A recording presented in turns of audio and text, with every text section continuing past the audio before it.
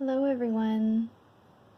Today's book is called Katie and the Dream Eater by Her Imperial Highness Princess Takamoto, and I hope you enjoy.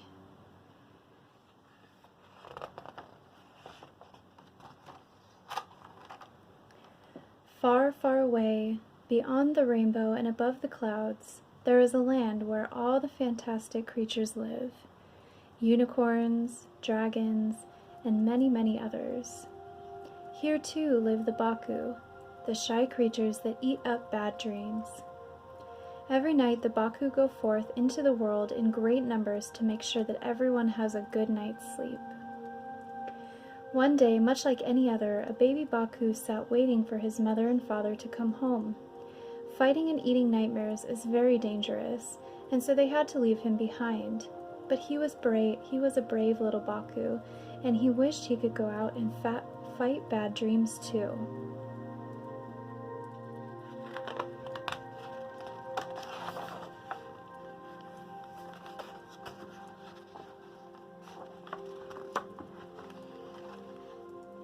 I will go and see what is happening in the world of people, he thought. And away he flew. He saw many people fast asleep with smiles on their faces, but he also saw a little girl called Katie tossing and turning in her bed. She looked like a kind and gentle girl, and he was sorry to see her so frightened. None of the other Baku were near, and he knew that it was up to him to fight her bad dream. He took a deep breath and charged.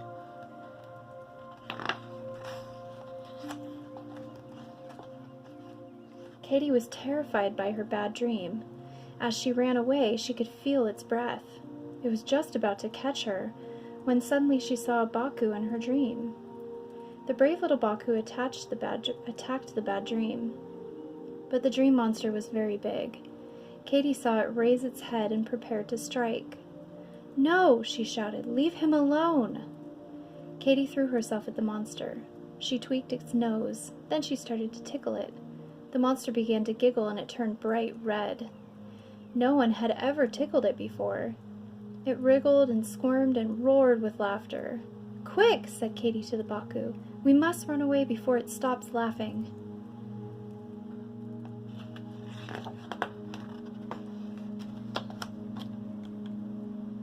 Then Katie woke up.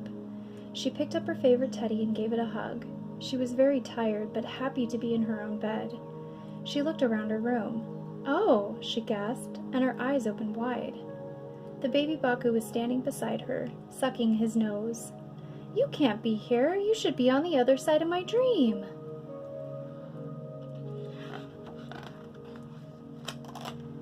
Morning came. Katie introduced the little Baku to her mother and father, and then took him to school. There, the teacher prepared a special desk for him and showed him how to use his books. When it was time to play, her friends showed him how to ride on the swings and how to seesaw.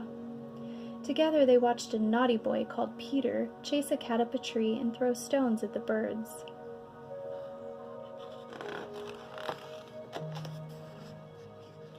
That first day and for the next few days the little Baku had great fun, but he was hungry. Katie knew that she had to feed him with bad dreams. But she was now a very happy girl. She no longer had nightmares. "We must go out and find you something to eat," she said. So that night the two of them slipped quietly out of the house in search of bad dreams. The little Baku looked through many windows. He rescued a cat who was being threatened by a giant eagle. He left Peter alone. "Perhaps his dream will teach him a lesson," he said. He helped a little boy who was having a bad dream about all his sums. And finally, he helped a dog whose bone had got caught up in a giant kite.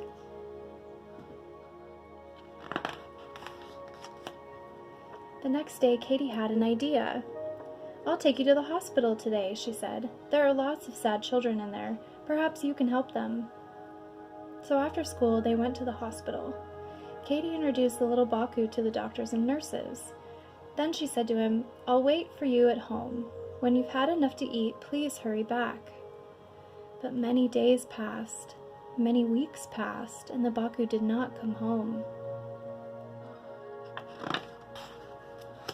Katie was sad and lonely. One cold and rainy day, she walked to the hospital to ask him to come back. But then she saw how everyone needed him. I mustn't be selfish, she thought. In the evening, Katie was taken ill with a fever. The doctor told her parents that she should be in hospital. That night, the doctor brought the little Baku to her bedside. Every time she had a bad dream, the Baku ate it up. When she opened her eyes, he spoke of happy things and the wonderful creatures in faraway lands.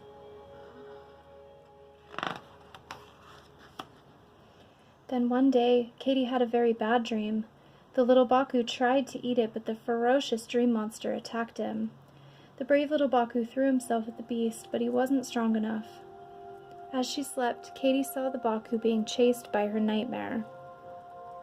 "Someone help him!" she cried. "Please help him!"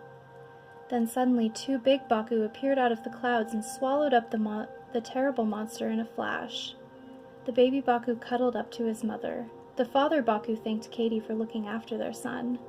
As they turned to go away, the little Baku ran back to her, whispered something, and then hurried after his parents. Katie woke up. Her eyes were shining. "He's coming back," she said. "He says he'll bring some unicorns and dragons and others." "What a lucky girl you are," said her mother. "I hope the house is big enough for all your new friends." "No, no," said Katie. "Next time we'll play on his side of my dream. I don't need to have a nightmare to see him. Isn't it wonderful?"